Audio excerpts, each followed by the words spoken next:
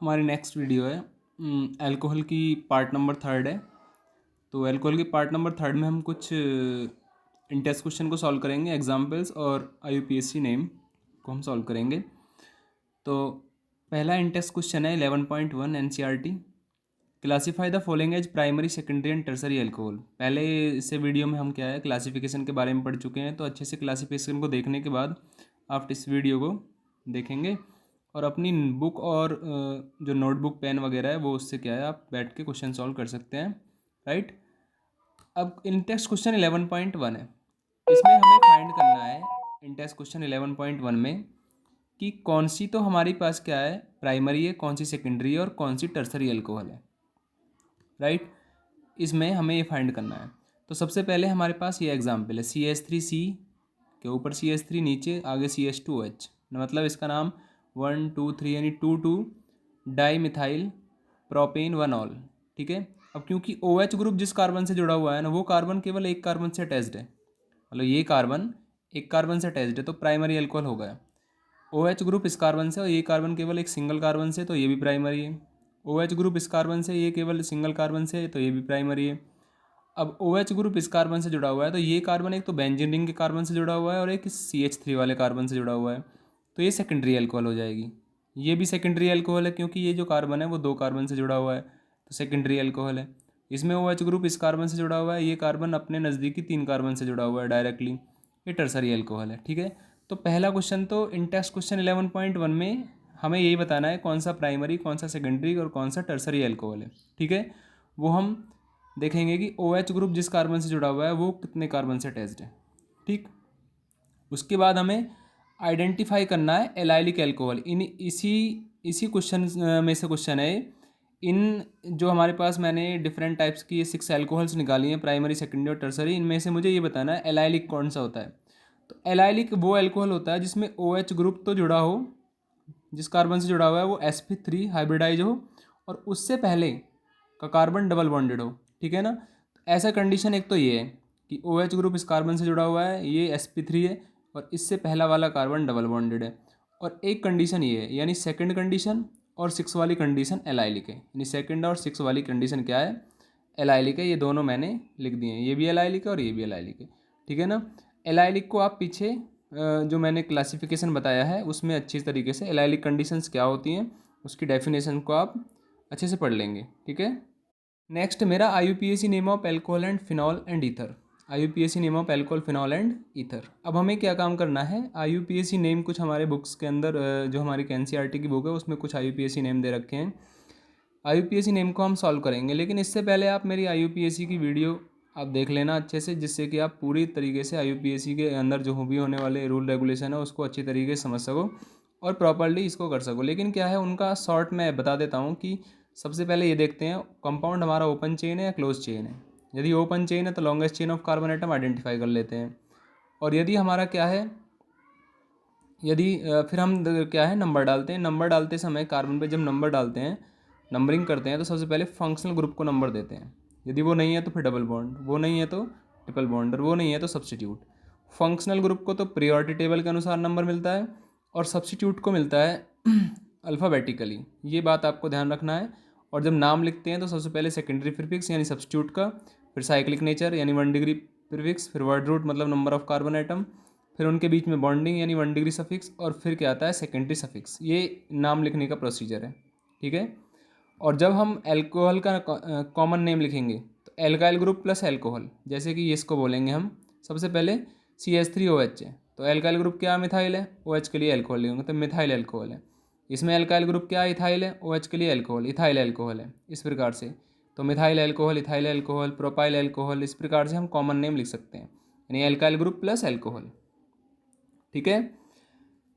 Next आता है हमारा टेबल 11.1 दे रखी है हमारी बुक के अंदर और उसमें हमें कुछ IUPAC नेम दे रखे हैं और उसके कॉमन नेम भी पूछा है और IUPAC नेम भी पूछा है। तो सब बच्चे उसको क्या है प्रैक्टिस करेंगे। You have to open your book and solve the IUPAC name of given in table number 11.1, right.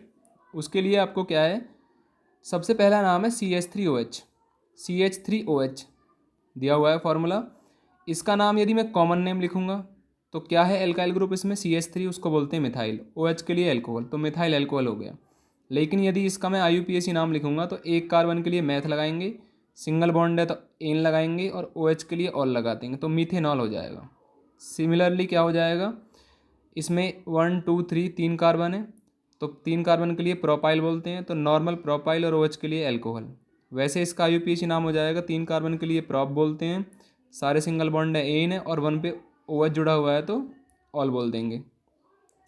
Similarly आपको क्या करना है, थर्ड वाला करना है। अब इसके बाद इसमें जो है हमारा OH ग्रुप 2 पोजीशन पे, तो इधर से नंबर भी डाल सकते हैं और इधर से भी, राइट। तो कॉमन नेम तो आइसोप्रोपाइल है, क्योंकि यदि मैं इसको ढक देता हूँ OH को तो CH3CH और CH3 इसे आइसोप्रोपाइल बोल देते हैं। ये जो पूरा मिथाइल ग्रुप बचा इतना ये आइसोप्रोपाइल है और OH के लिए अल्कोहल लिख देंगे। वैसे इसका IUPAC नाम हो जाएगा propane two all, propane two all. Fourth वाले को भी आप ऐसे ही करेंगे, इसमें 1 2 3 4 यानी ब्यूटेन टू ऑल हो जाएगा, या नॉर्मल ब्यूटाइल अल्कोहल तो इसका कॉमन नेम, और ब्यूटेन 1 ऑल हो जाएगा इसका IUPAC नेम, क्योंकि OH को हमारा 1 पे जुड़ा हुआ है। ऐसे ही क्या है, हम इसकी प्रैक्टिस करेंगे। अब यहाँ पर हमारा इतने पार्ट को मैं सेकेंडरी बोलता हूँ, तो ये सेकेंडरी ब्यूटाइल अल्कोहल हो जाएगा। वैसे ये क्या हो जाएगा, ब्यूटेन टू ऑल हो जाएगा, क्योंकि इधर से नंबर डालेंगे तो OH ग्रुप 2 पर जुड़ा हुआ है। इधर से फिर वो करेंगे 1 2 3, यानी इसे वैसे ये कंडीशन आइसो होती है और एक कार्बन और है तो ब्यूटाइल, आइसो ब्यूटाइल अल्कोहल या फिर 2 मिथाइल प्रोपेन मनॉल। ऐसे को कर देंगे टर्ट ब्यूटाइल अल्कोहल या 2 मिथाइल प्रोपेन टू ऑल, ठीक है। इसी को कर देंगे ग्लिसरॉल बोल देंगे, कॉमन नेम ग्लिसरॉल होता है, लेकिन प्रोपेन 1,3 1,2,3 ट्राइऑल होता है। इसमें एक बात ध्यान रखनी है, जब एक से ज़्यादा OH ग्रुप जुड़े हुए हैं तो ई को रिटेन करते हैं, रिटेन का मतलब हटाते नहीं हैं, तो प्रोपेन ऐसा ही रहेगा, ई हटाएंगे नहीं, जैसे इसमें हमने ई को हटा दिया था। इसमें एक से ज़्यादा फंक्शनल ग्रुप OH ग्रुप है तो फिर ई भी आपको दिखाना है, प्रोपेन 1,2,3 ट्राई ऑल, क्योंकि 3 है, राइट।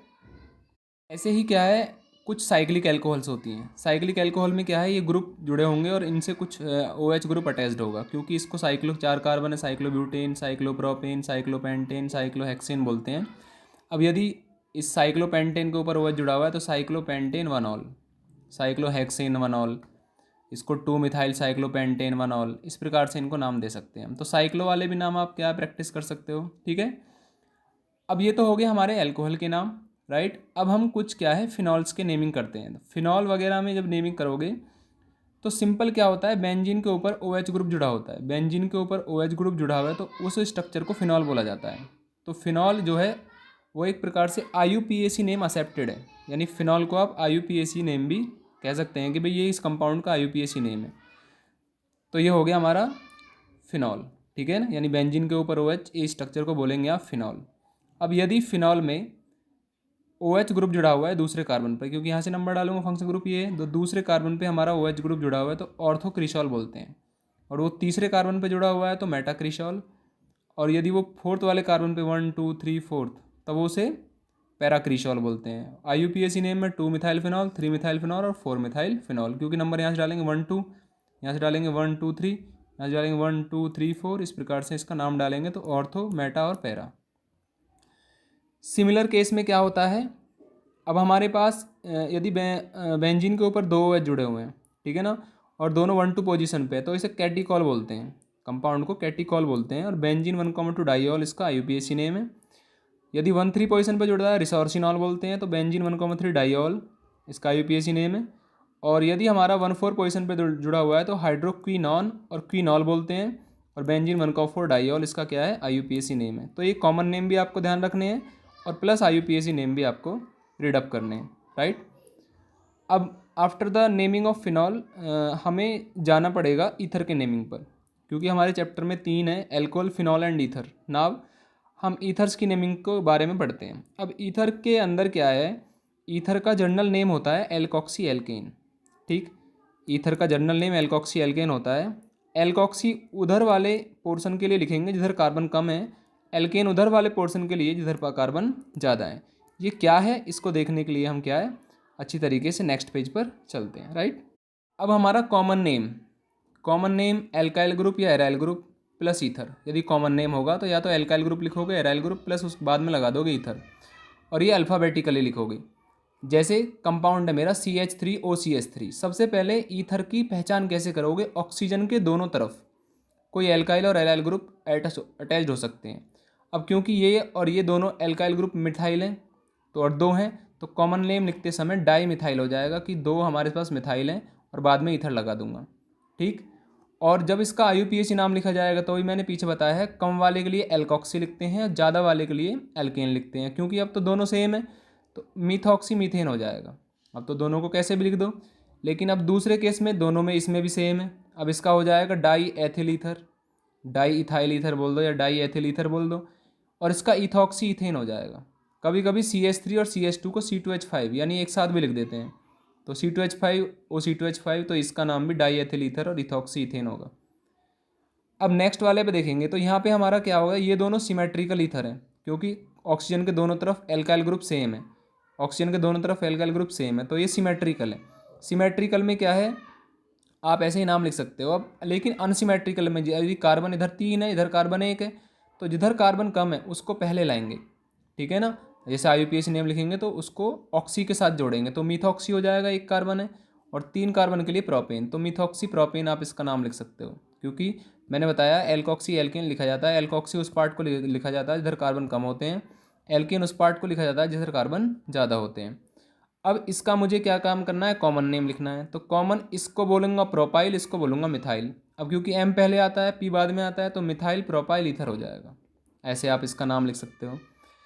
अब यदि मैं एरोमेटिक ईथर की बात करता हूँ, एरोमेटिक ईथर में आप लिखोगे methyl phenyl ether common name में, तो क्योंकि मिथाइल CH3 के लिए, और जब बेंजीन रिंग जुड़ा होता है किसी से तो उसे फिनाइल बोलते हैं, तो मिथाइल फिनाइल ईथर।